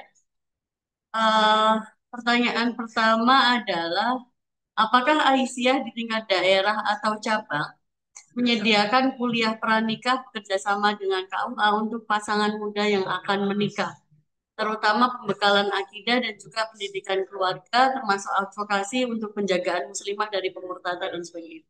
Monggo Ibu untuk dijawab. Langsung ya.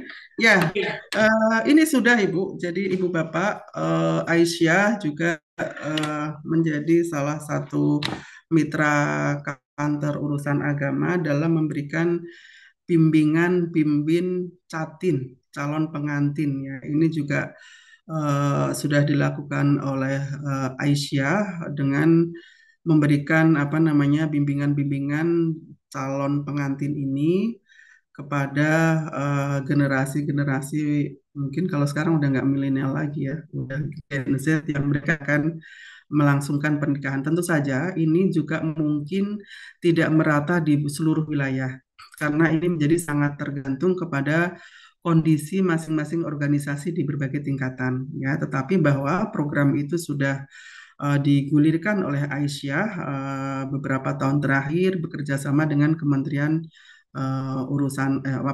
Agama maksud saya itu kalau pertanyaannya. Terima kasih. Baik Ibu, terima kasih. Kita akan bergeser kepada teman-teman yang sudah mengangkat tangan. Bapak Khairul Amin. Monggo Pak Khairul Amin, kami persilahkan. Ini kepencet atau mau memberi respon Pak Amin, Pak Dokter? Oh, mungkin kepencet. Nggih. Kita Ya, kembali. terima kasih. Oh, nggih, monggo. Halo, Nggih, terdengar tadi Pak Dokter. iya tadi muncul pesannya admin tidak membolehkan gitu. Oh, Nak oh nggih, lewat nggih. untuk unmute. Sekarang Nggih. udah bisa, terima kasih admin. eh ini saya kira pembahasan yang sangat menarik dan relevan dengan kondisi saat ini ya. Terutama kalau di bidang kami di kependudukan ya, kami di geografi kependudukan ini sangat relevan. Tadi dibahas sejak bonus demografi dan seterusnya ya Bu ya. Masalah umum sampai ke detail ke masalah keluarga. Em, Pertanyaan saya, eh, anak-anak muda sekarang itu saya lihat ya semakin tidak takut kepada Allah gitu, hanya takut kepada manusia. Jadi mereka seolah apa ya, ketika tidak ada orang lain kemudian berani berzina dan seterusnya ya. Jadi misalnya fenomena FWB, ya. FWB ini sekarang semakin marak bahkan ke pelosok-pelosok karena secara online ya, friends with benefit. Jadi ternyata mereka itu eh, benefitnya itu yaitu Mbak kayak semacam free free sex gitu ya. Jadi janjian ketemuan di mana begitu terus melakukan apa perbuatan suami istri kemudian berpisah sudah melupakan dan seterusnya dan itu ternyata semakin banyak anggotanya. Nah ini maksud saya pergaulan bebas yang difasilitasi oleh teknologi ini juga mungkin perlu semakin di apa ya diperhatikan oleh kita Muhammadiyah dan juga Aisyah itu.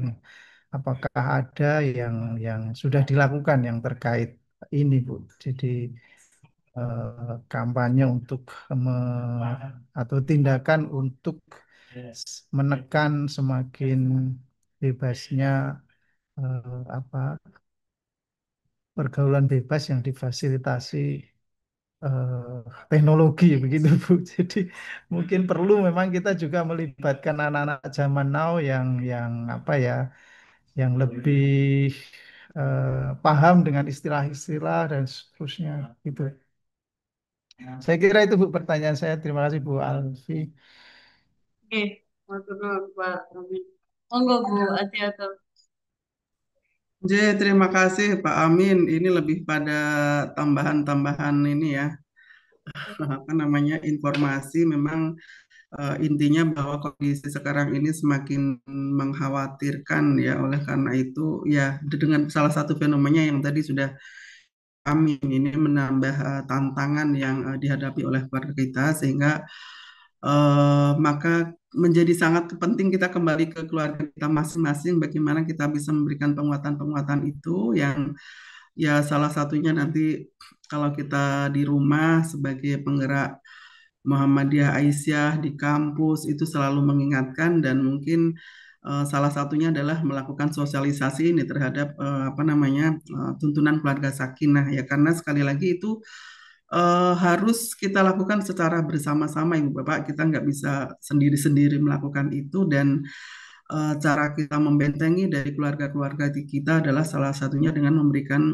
penguatan ajaran agama secara baik ya kalau kita ibaratkan kalau kita memberikan penguatan yang cukup baik kepada keluarga kita, maka insya Allah seluruh yang dihadapi, baik itu persoalan moral maupun lain-lain, kita sangat berdoa dan berharap mereka bisa apa itu menghadapi dengan secara baik tanpa harus ikut serta merta seperti yang sudah dilakukan oleh banyak generasi muda di zaman sekarang ini. Jadi sekali lagi maka peningkatan, penguatan ajaran agama melalui keluarga yang sakinah, keluarga yang memiliki ketahanan yang baik, itu menjadi sangat penting, menjadi kita merasakan menjadi sangat perlu untuk dilakukan. Terima kasih responnya Pak Amin.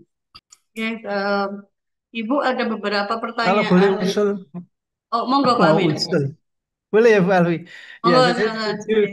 Saya setuju. Jadi itu memang kembali ke keluarga. Nah, ini terkait dan saya kira salah satu kuncinya memang konseling ya, Bu ya.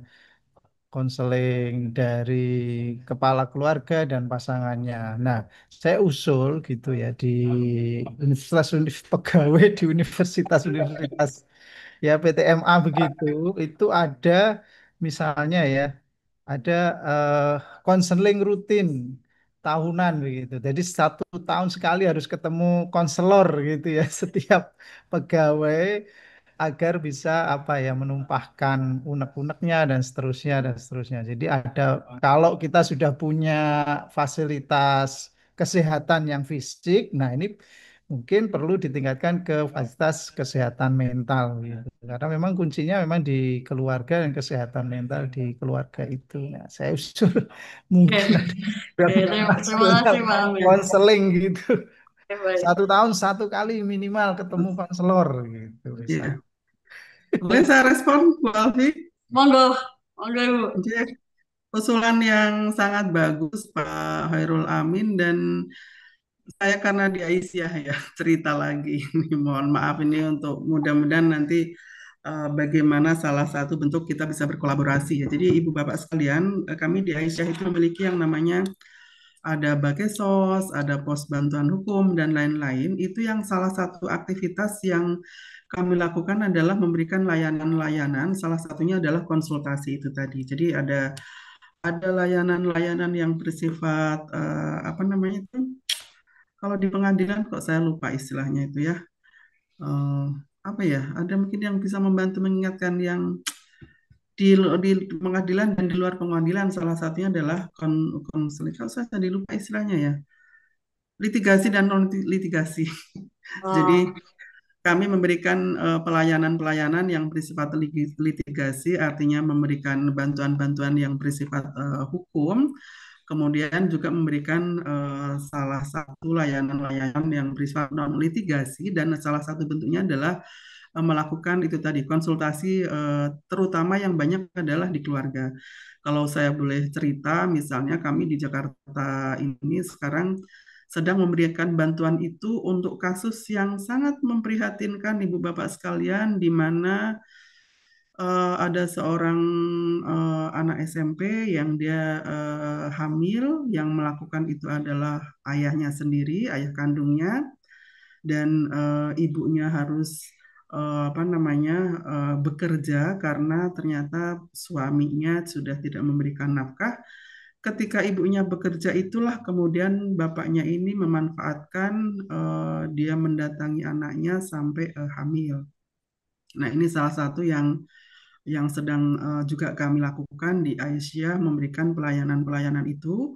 Putrinya kami berikan penguatan-penguatan ya dan shock sekali ibunya ini pekerjaannya dia memberikan les privat mengaji gitu, tetapi justru sangat miris, justru yang dihadapi seperti itu. Jadi sekali lagi dalam konteks tadi usulan Pak Hairul Amin itu menjadi sangat penting kalau kemudian nanti bisa bermitra antara apa namanya amal usaha Muhammadiyah Aisyah dengan organisasi yang itu tentu saja diharapkan hasilnya akan lebih efektif ya dalam sama-sama melakukan ikhtiar untuk penguatan ketahanan keluarga ini. Terima kasih. Oke, oke, baik Bu. Mungkin nanti bisa ditangkap juga oleh teman-teman di psikologi.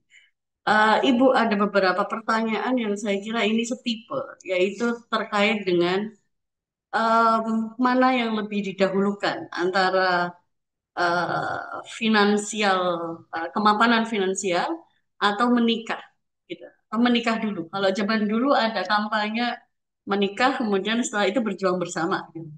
Kalau sekarang ya, apa iya itu masih relevan? Mengingat banyaknya apa, kegelisahan-kegelisahan mental yang dihadapi oleh generasi-generasi ini yang memang kemudian melemahkan dalam banyak hal. Gitu. Monggo Ibu, kalau menurut Ibu seperti apa?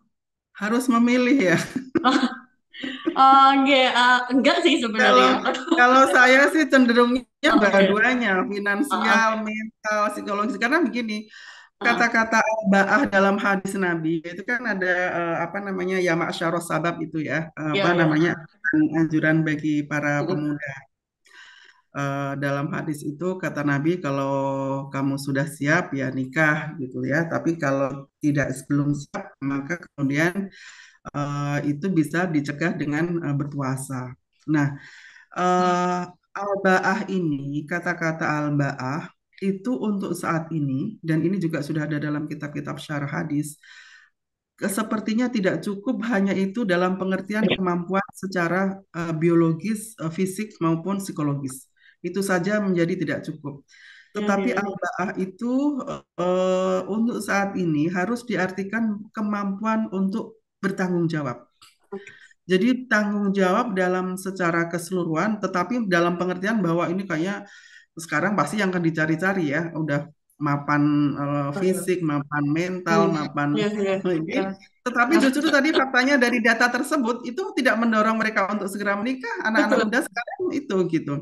Nah, kalau balik lagi kepada pertanyaan tadi, kalau seperti itu menurut saya harus didahulukan semuanya. Kita susah untuk memilih ya, karena faktanya juga sekarang ini terutama untuk pernikahan yang terjadi di usia anak-anak ya, karena ketidakkesiapan mental, ketidaksiapan finansial itu ternyata membawa dampak yang sangat luar biasa. Dan tadi saya juga sudah singgung, kalau yang siap hanya sekedar mental, mungkin secara keagamaan sudah sangat kuat baik banget ya, tetapi kemudian ketika dihadapkan pada lapar, ketika dihadapkan kepada Ya, kebutuhan-kebutuhan yang harus dipenuhi untuk ya, bayi dan lain-lain, itu rasanya juga ya. tidak cukup.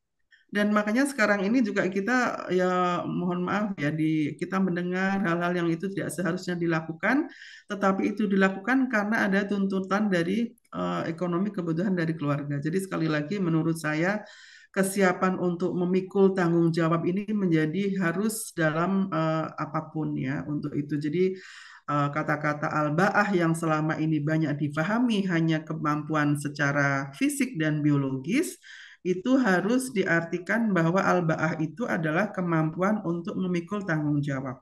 Itu artinya kesiapan tidak hanya secara mental spiritual, tetapi juga kesiapan-kesiapan yang lain termasuk dalam memberikan nafkah dan lain-lain itu. Jangan sampai sudah menikah, tetapi kemudian masih menggantungkan kepada orang tuanya. Itu Ya, kan ya. itu menurut saya ya kurang Um, tidak bagus juga Tidak gitu tepat. ya. Oke, Ya, baik. ya. Begitu mungkin jawabannya Pak Rohman dan juga Pak Aat, ada beberapa yang semisal gitu. Ada pertanyaan lagi Ibu, menurut saya ini agak menarik gitu dari Pak Noto. Banyak artikel yang menyebutkan bahwa istri yang memiliki karir lebih tinggi daripada suaminya lebih rentan perceraian dibanding dengan kondisi sebaliknya. Bagaimana antisipasi dari PP Aisyah mengantisipasi hal tersebut? Karena banyak juga di Aum yang menjabat, mungkin istri yang ada di Aum yang menjabat posisi lebih tinggi. Monggo Ibu. Ini ini susah juga ya, mungkin harus case by case kali. Artinya juga sebaliknya banyak juga yang secara mungkin penghasilan, kedudukan juga lebih tinggi, tetapi juga tidak ada masalah gitu ya.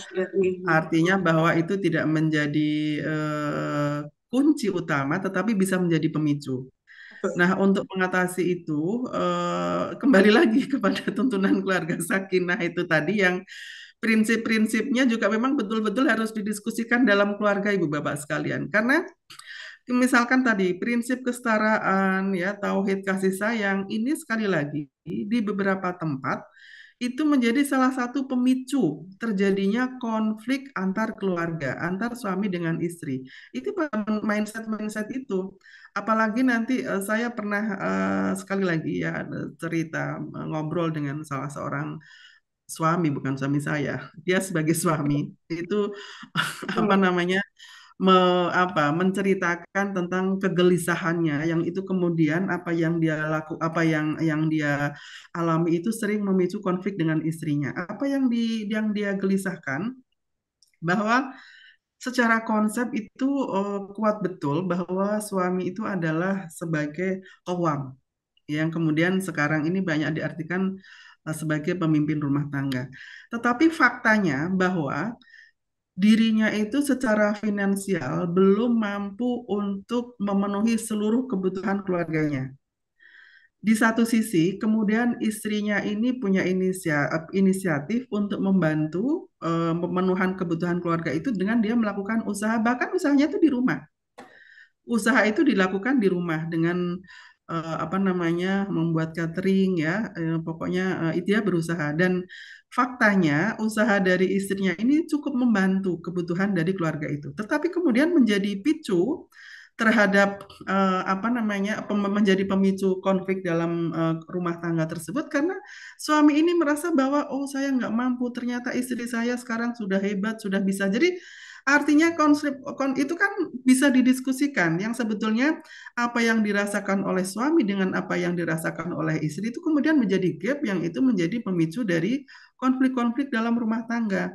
Dan itu ternyata salah satunya dipicu oleh mindset dari itu tadi, suaminya yang dia mengatakan, kan sebagai laki-laki, sebagai suami harus begini, harus begini. Tetapi kenyataannya sekarang istri saya itu ternyata bisa, dia hebat, dia sudah bisa menghasilkan uang gitu. Itu ternyata konsep-konsep yang dalam keluarga itu bisa memicu sehingga seringkali terjadi konflik, masalahnya sama gitu. Yang itu nanti bisa melebar kemana-mana. Atau yang tadi saya contohkan, konsep yang ada dalam suami, maaf kalau saya banyak cerita karena kebetulan ya sering cerita-cerita begitu ke suami istri yang bahkan oleh suami menata ruang tamu, menata mana desain rumahnya itu suami istri dianggap tidak berhak gitu. Padahal ditinggalin bersama-sama. Jadi mengatur ruangan itu katanya itu suami, istrinya harus nurut gitu, harus patuh. Nah, itu jadi memang sepertinya sederhana, tetapi itu bagi orang lain, bagi banyak orang itu ternyata menjadi salah satu pemicu sehingga kemudian ketika istrinya menanyakan kenapa ini begini, bukankah seharusnya begini, bahkan urusan pendidikan putra-putrinya itu dianggap dia tidak berhak untuk ikut tangan campur. Nah, itu dalam masyarakat kita ternyata masih banyak yang seperti itu dan karena istri menanyakan kenapa begini, kenapa begitu, tidak seharusnya didiskusikan dan lain-lain. Itu kemudian itu tadi dianggap istrinya tidak patuh terhadap suami. Nah, ini sekali lagi Ibu Bapak sekalian, hal-hal yang mendasar yang tadi menjadi prinsip-prinsip dalam pembentukan keluarga sakinah ini menjadi sangat penting karena masih juga banyak dijumpai di masyarakat karena pemahaman-pemahaman yang bersifat seperti yang tadi saya sampaikan itu kemudian menjadi pemicu dalam konflik rumah tangga.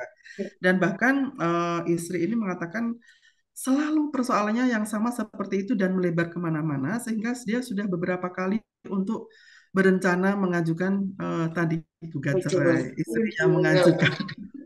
Tetapi sekali lagi dia harus berpikir 1000 bahkan lebih 1000 kali untuk berpikir bagaimana dengan pendidikan putra-putrinya. Ya, ini saya jadi teringat pada kisah Haulah, Ibu Bapak sekalian. Haulah itu salah seorang istri sahabat yang dia menjadi salah satu sabab burut turunnya surat Al-Mujadilah atau Al-Mujadalah ayat 1 ya, itu ketika ada apa namanya suami istri ya intinya kalau sekarang kita ribut lah ya, tapi itu di situ Al-Mujadilah, jadi apa namanya perdebatan antara suami istri. Ini kasusnya Haulah dengan suaminya yang dia itu mengalami kekerasan dalam rumah tangga oleh suaminya sangat luar biasa. Bahkan di titik-titik tertentu suaminya mengatakan ini salah satu nanti juga sebagai sabab urut dari ayat tentang zihar itu ya. Dia mengatakan bahwa kamu seperti pungguk ya, apa namanya ibuku yang pada masa itu diartikan sudah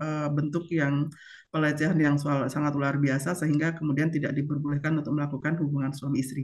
Tetapi saat tanpa kemudian setelah memaki-maki istrinya seperti itu, suaminya ini minta hubungan suami istri dengan istrinya. Istrinya tidak mau karena dia paham betul bahwa apa ucapan-ucapan istrinya itu suaminya tadi sudah masuk dalam zihar. Kemudian dia mengadu kepada Nabi Muhammad SAW apa yang dialami ya. Kemudian ketika itu penjelasan Nabi juga sepertinya belum belum dianggap oleh Haulah ini menyelesaikan persoalannya. Maka kemudian turunlah surat Al-Mujadilah tersebut ya. Yang balik dalam konteks yang tadi sedang kita diskusikan bahwa kekerasan-kekerasan yang dialami baik secara tidak hanya secara verbal, fisik, psikologis, bahkan ekonomi itu dia lakukan, dia alami. Tetapi kata Haulah dalam kitab tafsir maupun kitab-kitab syarah hadis dijelaskan bahwa dia betul harus mempertimbangkan anaknya. Katanya seandainya saya tidak mempertimbangkan tentang anaknya, pendidikan dan lain-lainnya, maka saya sudah akan lama meninggalkan suaminya. Tetapi karena dia apa namanya harus mempertimbangkan apa namanya anaknya, maka dia memilih untuk tidak bercerai. Nah, ini dilema-dilema yang banyak dialami oleh perempuan-perempuan istri-istri di luar sana gitu. Ini salah satunya adalah persoalan-persoalan yang tadi dalam apa namanya catatan Catahu dari Komnas itu juga semakin tinggi. Nah, ini ada yang istri itu memutuskan untuk lebih baik meninggalkan dengan melakukan gugat cerai, kemudian ada juga yang mereka masih bertahan karena pertimbangan dari putra-putrinya. Ini sekali lagi sesuatu persoalan yang dilematis ya suami. Selain juga kita tidak menafikan ada juga gugatan-gugatan yang dilakukan oleh istri karena persoalan-persoalan yang itu tadi bukan pada persoalan kelangsungan keluarga, tetapi lebih kepada itu tadi orang ketiga dan lain-lainnya. Artinya bahwa kasus-kasus itu ada, tetapi secara umum yang banyak terjadi ketika apa namanya gugatan itu dilakukan, itu banyak kesadaran istri yang selama ini mereka sudah menahan sedemikian rupa ya. Tetapi biasanya kemarin yang berita banyak terjadi di Jawa Timur itu setelah diterima menjadi P3K banyak yang melakukan gugat cerai. Ya, itu. Kemudian kemarin Kena kita aneh. baru kita ya mendengarkan sebaliknya di Aceh ada istri Leres. yang keterima P3K langsung dicerai sama suaminya. Jadi ya, itu beberapa fenomena yang kita hadapi, Ibu Bapak sekalian. Ya, terima kasih. Jadi mungkin tidak selesai hanya dengan tepuk sakinah gitu. Mungkin Ya, tepuk sakinah bisa tetapi sedikit mungkin bisa membantu. kita pahami ya sebagai salah satu ikhtiar ya, Ya, betul. sebagai salah satu ikhtiar bisa kita ini kan. Tapi itu bukan satu-satunya solusi. Baik. Oke, ini juga ditangkap oleh teman-teman dari Direktorat Sumber Daya Manusia. Itu kabar menggembirakan Bapak Ibu bahwa di Direktorat Sumber Daya nanti manusia nanti akan ada mental health center khusus untuk tendik dan dosen. Nantinya akan menjadi tempat konseling, coaching, psikoterapi bagi dosen dan tendik UMS. Saya kira ini sangat bagus untuk menangkap dan menyelesaikan apa yang dihadapi oleh teman-teman kita yang ada di UMS ini. Mungkin satu closing statement. Mohon maaf Bapak Ibu sebelumnya tidak semuanya pertanyaan bisa kita bahas karena keterbatasan waktu. Tapi mungkin ada closing statement saya kira dari Bu Dr. Atiatul Ulia terkait dengan bagaimana membangun ketahanan keluarga yang mungkin bisa dikaitkan dengan em, kemungkinan atau mungkin nggak membangun keluarga yang sakinah dengan posisi yang long distance dan juga isu feminis sekaligus untuk menutup eh, acara kita hari ini. Monggo Bu Dokter. Ini persoalan beda lagi. Oke, Artinya, tapi karena waktunya mepet, ya baik, tetapi bahwa untuk mewujudkan keluarga yang tangguh, sakinah, ya itu kita tidak bisa melakukan hanya diupayakan oleh suami saja tanpa keterlibatan istri atau sebaliknya hanya menuntut kepada istri saja tanpa keterlibatan suami, tetapi harus diwujudkan secara bersama-sama oleh suami dan istri. Untuk juga tentu saja membangun support system supaya baik itu suami, istri, dan anak-anak dan seluruh anggota keluarga itu bisa bersama-sama untuk bersama-sama meraih mewujudkan keluarga yang sakinah sehingga dari keluarga yang sakinah itu diharapkan nanti akan bisa membentuk masyarakat yang qaryah thayyibah dan tentu saja seperti visi Muhammadiyah bisa membentuk masyarakat Islam yang seadil-adilnya ya visi Islam sebagaimana yang ada dalam anggaran dasar anggaran rumah tangga dari Muhammadiyah maupun Aisyah. Terima kasih. Mohon maaf yang sebesar-besarnya. Mungkin ada ucapan atau perkataan saya yang tidak berkenan. Ihdinas siratal mustaqim. Assalamualaikum warahmatullahi wabarakatuh. Waalaikumsalam warahmatullahi wabarakatuh. Matur nuwun Bu Dr. Atiatul Ulia atas pencerahan yang luar biasa hari ini. Dan Bapak Ibu semuanya ada beberapa pertanyaan yang belum terjawab dan ada beberapa masukan untuk pengurus pusat Aisyah dan juga Muhammadiyah terkait dengan kajian yang kita lakukan hari ini. Insya Allah semuanya dicatat dengan baik oleh Muhammadiyah. Semoga semakin bisa memperkaya gerak langkah teman-teman di PP Aisyah dan juga di Muhammadiyah. Teman-teman semuanya, Bapak Ibu, peserta webinar series yang kami hormati, karena keterbatasan waktu, maka harus kita sudahi pertemuan kita hari ini. Semoga di lain kesempatan, banyak hal yang masih menjadi PR bersama ini bisa kita selesaikan dengan webinar-webinar selanjutnya. Dan khusus untuk Ibu Dr. Atiatul Ulia, matur nuwun sangat kehadirannya secara virtual di UMS. Semoga lain waktu kita bisa bertemu lagi di beberapa kesempatan yang akan datang. Matur nuwun Bapak Ibu semuanya. Acara saya kembalikan kepada MC. Aku luqauli hada astagfirullah li wa lakum. Assalamualaikum warahmatullahi wabarakatuh.